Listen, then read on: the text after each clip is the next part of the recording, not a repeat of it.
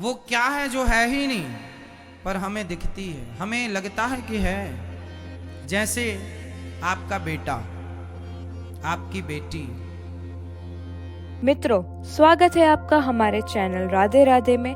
पूज्य गुरुजी अनिरुद्ध आचार्य जी द्वारा बताए गए भगवत पुराण एवं भगवत गीता का बहुत ही अनमोल पाठ हम आज इस वीडियो में सुनने वाले हैं। वो क्या है जो है ही नहीं, पर हमें दिखती है, हमें लगता है कि है। जैसे आपका बेटा, आपकी बेटी।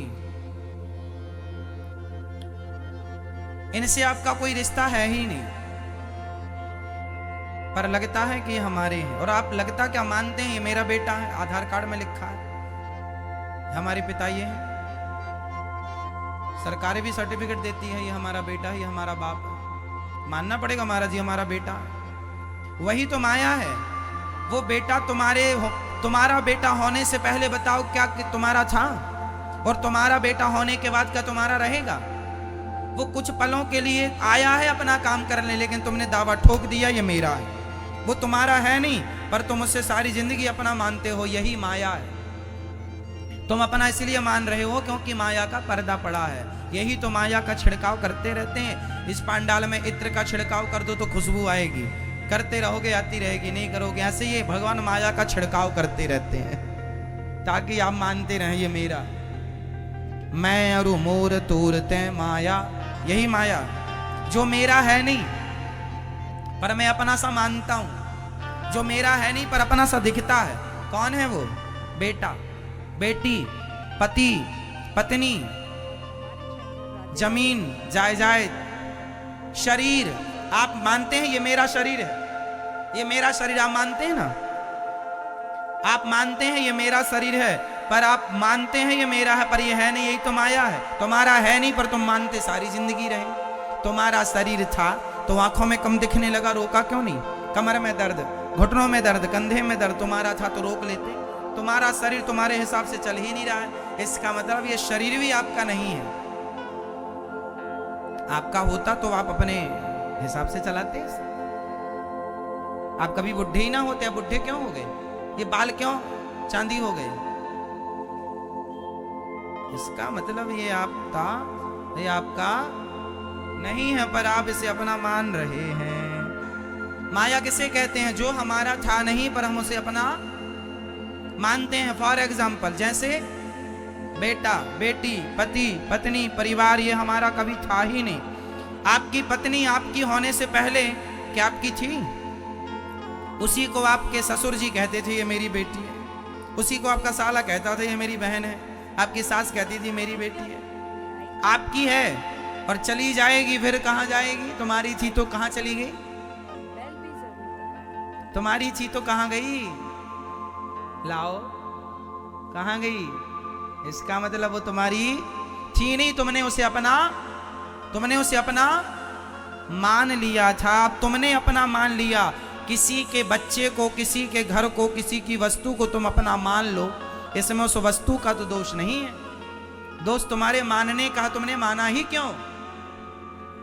अच्छा बताओ, ये पत्नी, ये पति, ये बेटा, ये बेटी किसके हैं? जोर से बोल दो। आपका बेटा, बेटी, पति, पत्नी, परिवार किसका है? जोर से।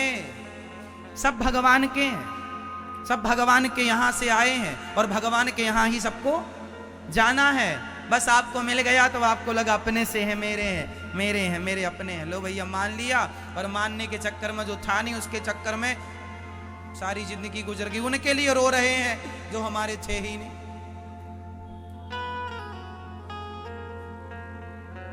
उनके लिए रो रहे हैं जो हमारे।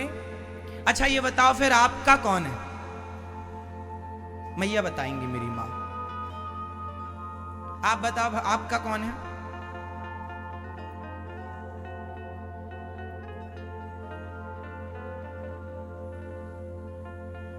भगवान। आपका कौन है? आपका कौन है? हाँ, ये संसार के लोग सब भगवान के हैं। भगवान अपने हैं, मेरे तो गिरधर गोपाल, दूसरो ना कोई। ठीक है, ये सारी माया है। माया मतलब पैसा ही को माया नहीं कहते, वो भी माया है, पर आपकी पत्नी भी एक माया है।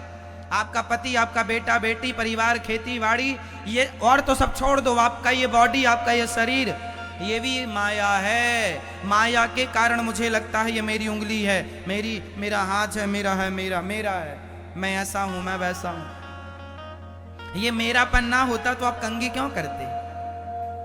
भगवान ने ये मेरापन इसलिए जानबूझकर डाला है ताकि तुम इसे, है ना, तुम बाबूजी बन के रहो, टिप टॉप बन के रहो। अरे कोई कंघी न करे, सबको ये ज्ञान हो जाए। बड़े बड़े साधु संत ना ऐसी फक्कड़ पड़े रहते हैं। फक्कड़ क्यों है वो?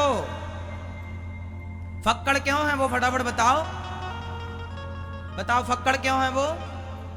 क्योंकि उन्हें यह ज्ञान हो गया है कि ये शरीर अपना, क्योंकि उन्हें ज्ञान हो गया है कि ये बॉडी अपनी। हाँ, और आपको ज्ञान नहीं हुआ, इसलिए आप अब परफ्यूम ये वो कितना महकाएगा पगले, आनी दुर्गंध है। कितना महकाएगा, क्या क्या महकाएगा। रात को परफ्यूम डालता, सवेरे तक दुर्गंध आने लग जाती है। बोल हाँ या ना?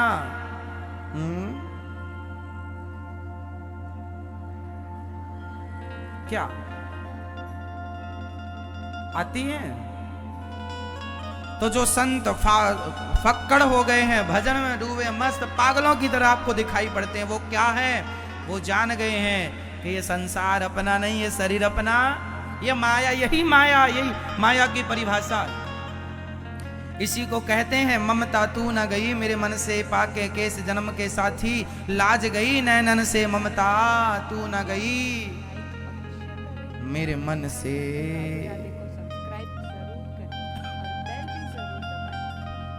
तो माया की व्याख्या कर लो फटाफट कम शब्दों में, फिर आगे बढ़ें। समझ गए माया किसे कहते हैं? माया की व्याख्या मैं ये समझ गई, बोलो फिर आप, माया किसे कहते हैं?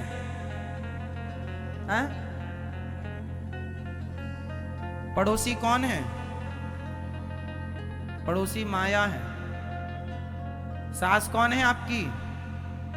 माया। और आपकी माँ, वो भी माया है। बच के रहो माया से। ये शरीर कौन है? ये भी माया के कारण हमें अपना सा लगता है, अपना सा लग रहा है, पर अपना, हमने सबसे पहले यही तो सवाल किया था, जो आपका अपना सा लगे पर अपना, जो हमारा है नहीं, जो है अपना नहीं है, जो हमें अपना सा लगे, जो है नहीं, है ही नहीं पर दिखाई पड़े। शरीर है ही नहीं पर दिखाई पड़ रहा है। चलो अब आप इसे समझ लो और स्पष्टता से। शरीर कितनी चीजों से मिलकर बना है? फटाफट, शरीर कितनी चीजों से मिलकर बना है? पांचों का नाम बताओ। पृथ्वी, जल, वायु, अग्नि, आकाश। चलो फटाफट बताना। मिट्टी से बना घड़ा, मिट्टी से बना, भला मिट्टी से बना घड़ा। अब घड़े में घड़ा है कि माटी सत्य है? मिट्टी सत्य है कि घड़ा सत्य है? जोर से। क्या उस घड़े में घड़ा नाम का कुछ है? उसमें सिर्फ क्या है? ऊपर से नीचे तक माटी के एक आकार को हम उसे घड़ा कहते हैं। घड़ा है नहीं पर दिख रहा है घड़ा। यही तो माया है। हमने यही तो सवाल किया था, जो है ही नहीं पर दिख रहा, जो है ही नहीं पर दिखाई पड़ रहा है। घड़ा है ही नहीं, है माटी पर दिख रहा है घड़ा। ये माया का पर्दा पड़ने के कारण मिट्टी घड़े के रूप में दिखने लग गई। और व्यवहार में कहना पड़ेगा कि भाई सब घड़ा देना, हम ये थोड़ी कहेंगे माटी देना। व्यवहार में कहना पड़ेगा घड़ा देना, पर तत्वतः वह घड़ा नहीं है, वह तो माटी। घड़े की टूट जाए घड़ा तो किस में मिल जाएगा? मिट्टी में मिल जाएगा। तो ये माया है ही नहीं, दिखाई पड़ रहा। ये शरीर 5 तत्वों से बना है। ये 5 जब मर जाएंगे, आप चिता पे जल जाएंगे तो पांचों तत्व पांचों में चले जाएंगे और पांचों 5 में लीन हो गए। खत्म कहानी। था ही नहीं, आप जैसा कुछ था ही नहीं, अनिरुद्धाचार जैसा कुछ है ही नहीं।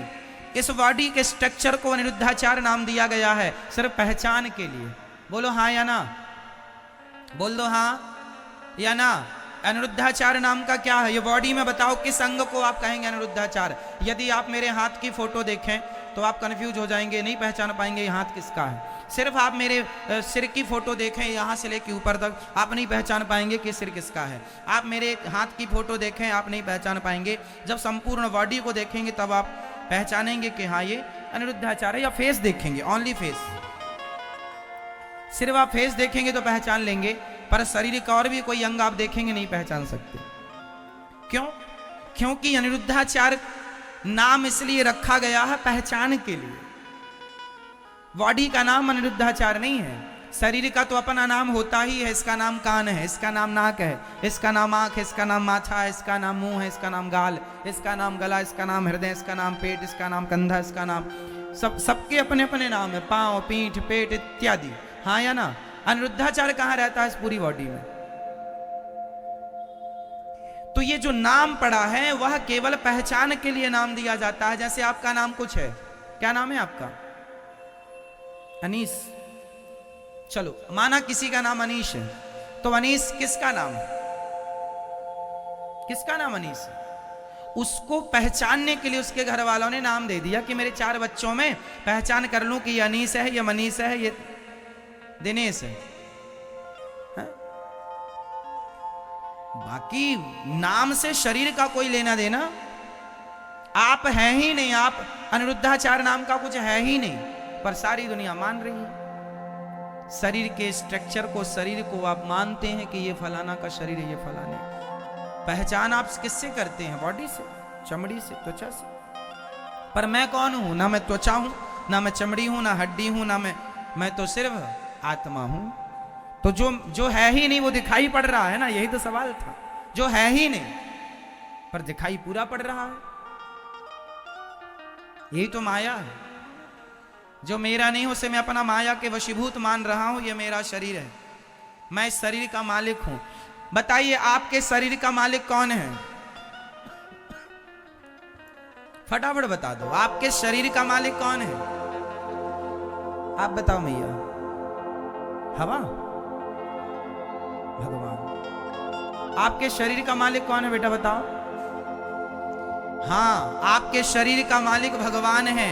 क्योंकि आप होते तो आप कभी नहीं चाहते कि हम बीमार पड़ जाएं, फिर भी पड़ जाते हैं। तो हमारा ये शरीर परमात्मा के अधीन है, इसलिए भगवान ही इसके मालिक हैं। और हम तो कहते हैं समझदारी यही है कि अपने आप को भगवान के चरणों में जब उनका है तो सौंप दो। तो दोस्तों, ऐसे ही अद्भुत कथा का सार और भव्य भक्ति में भगवत पुराण की बातें स्वयं श्री अनिरुद्ध आचार्य जी से सुनने के लिए हमें सब्सक्राइब जरूर करें।